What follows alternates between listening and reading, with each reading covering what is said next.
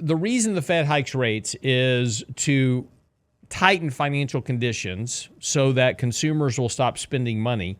And that slows down demand in the economy. That brings down inflation, also slows economic growth. So, that's why the Fed hikes rates. When the markets rally sharply and you have a drop in yields, that loosens those financial conditions. Yields are falling, so, things are getting a little bit cheaper in terms of financing, credit card debts, those type of things. So I kind of feel better in that environment to go spend a little bit more money. But that works against what the Fed's trying to do, because now consumers go out to spend money. That creates demand, that creates inflation. So it's this really interesting situation the Fed's got themselves into.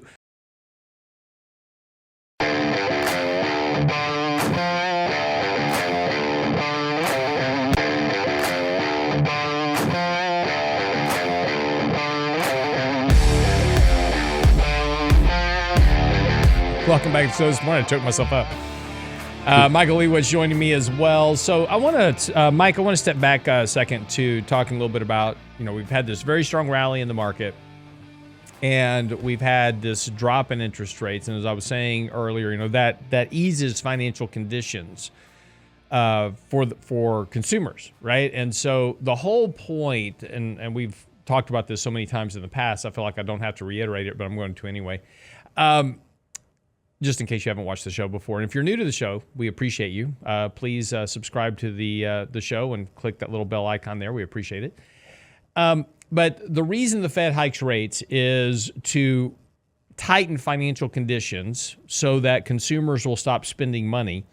And I'm making this very simplistic. And that slows down demand in the economy. That brings down inflation, also slows economic growth. So, that's why the Fed hikes rates.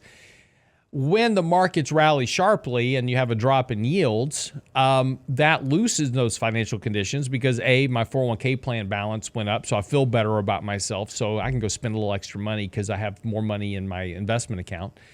Yields are falling, so things are getting a little bit cheaper in terms of financing, credit card debts, those type of things. So I kind of feel better in that environment to go spend a little bit more money. But that works against what the Fed's trying to do, because now consumers go out to spend money. That creates demand, that creates inflation. So it's this really interesting situation the Fed's got themselves into by, talking about higher for longer, and this whole, even Powell just recently said, hey, we don't have really inflation back to our target yet, so we're still very aware of that. And yet markets are kind of front running them now, expecting them to cut rates. So, if the Fed's done hiking rates, and according to Nick Timrose, the Fed's last rate hike was in June. And so now the next step for the Fed will be to cut rates. And the markets are now betting the Fed's going to start cutting rates in March of this year, at the earliest. So, unless the economy's in a recession, why would the Fed cut rates, which would potentially re-spark inflation? It's a very interesting situation between this debate between the markets and the Federal Reserve. What do you think? It's kind of a guess, right? For the Fed to cut rates, inflation, I think, has to be at 2% or below and clearly trending lower at that point.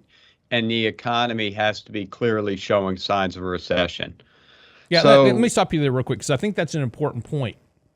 If the Fed's not going to cut, if inflation's covering at 2% or maybe slightly below 2%, just kind of holding on, then I don't think the Fed's going to cut rates. To your point, the reason the Fed's going to cut rates is if you've cut through 2%, inflation is showing real signs of potentially becoming deflation or negative inflation.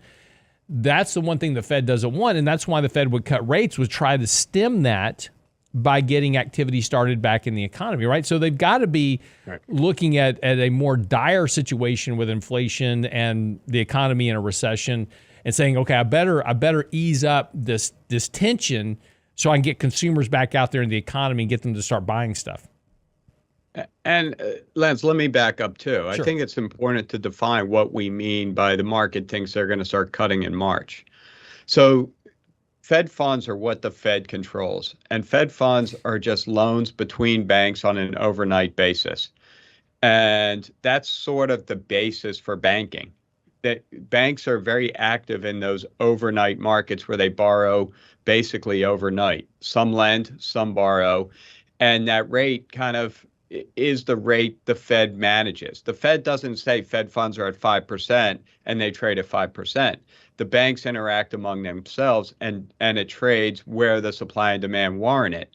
But to help keep it at 5%, the Fed is always putting money in, taking money out of the overnight markets to try to target it at 5%.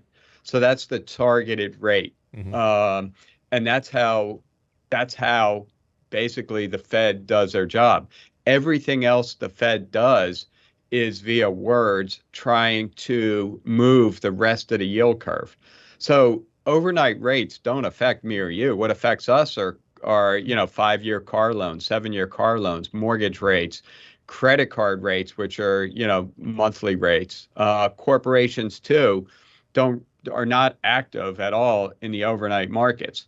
So they use the Fed funds market to try to persuade the rest of the yield curve and try to limit or expand how much banks are willing to lend or lend on any given period.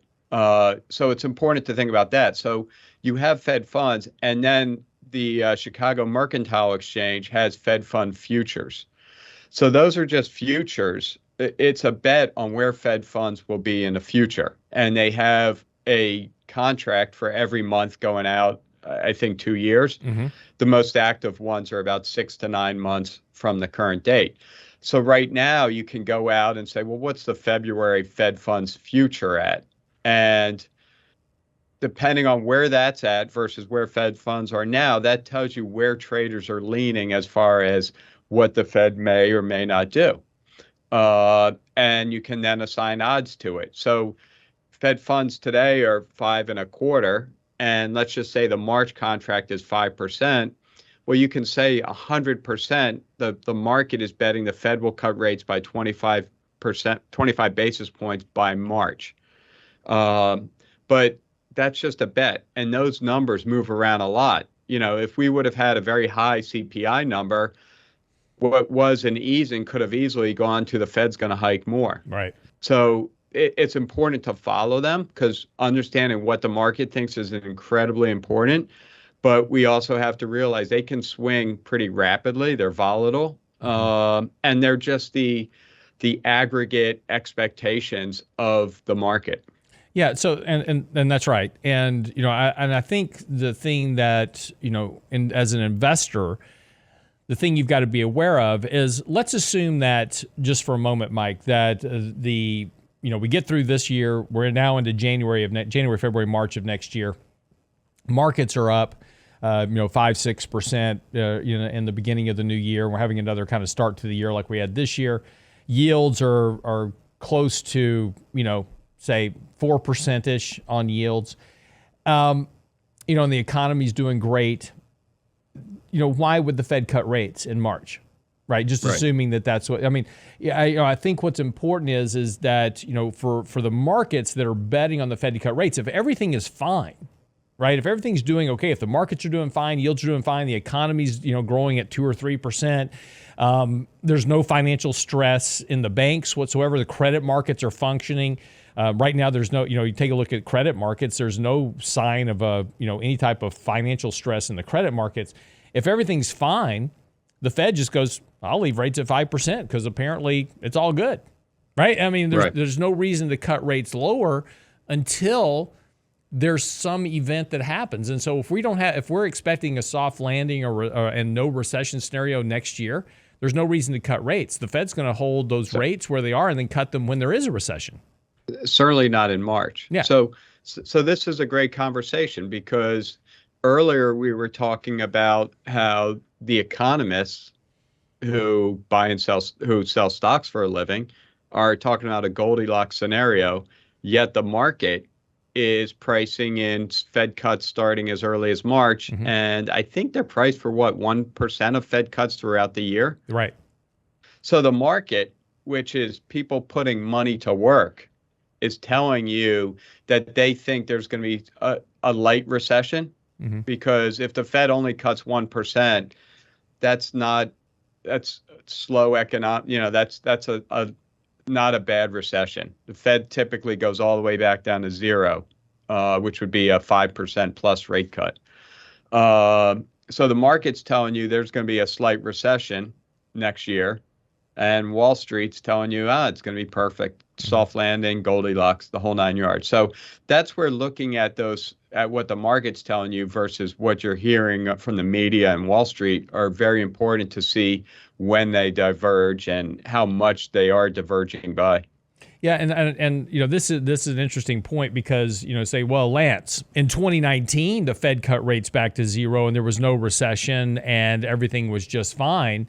So why was the Fed cutting rates to zero then? And it's a great point. We're going to revisit 2018, 2019 and talk about what was going on because Mike brought this up earlier.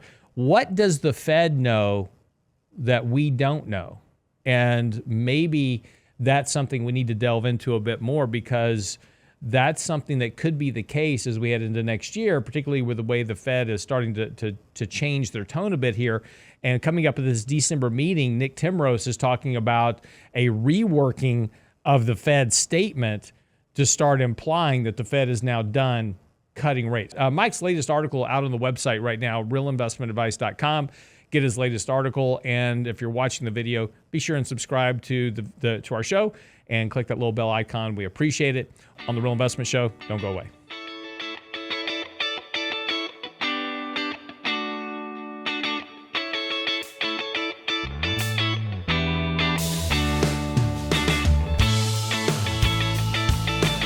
Get daily investment news you can use, delivered at the speed of the internet at realinvestmentadvice.com.